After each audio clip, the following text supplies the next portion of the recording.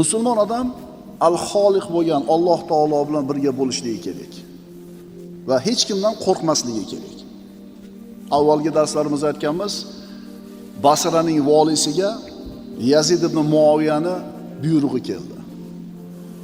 Basraning volisiga xalifa Yazid ibn Muoviyadan buyruq keldi. U buyruqni bajarsa Alloh g'azablanadi. Agar bajarmasa xalifani qahriga qoladi. Shunda bu vali Hasan Basridan maslahat so'radi. Nima qilay? Buyruqni bajarsam Alloh g'azablanadi. Bajarmasam xalifani qahriga qolaman. Shunda Hasan roziyallohu anhu javob berib aytdiki, albatta Alloh seni Yaziddan saqlaydi. Albatta Alloh seni Yaziddan saqlaydi, lekin Yazid seni Allohdan saqlay olmaydi dedi. Mana yuqoridagi hadisda aytdik, la ta'ata li makhluqin fi ma'siyatil xoliq. Xoliq subhanahu va taologa osiy bo'linsa bir ishda, bir ishni qilsangiz, birovning buyrug'ini bajarsangiz, bunda Alloh subhanahu va taologa osiy bo'linadigan ish bo'lsa, maxluqqa itoat qilinmaydi.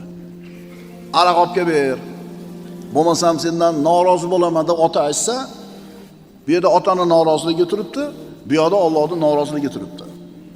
Shunda Alloh taologa osiy bo'linyaptimi, otaga itoat qilinmaydi.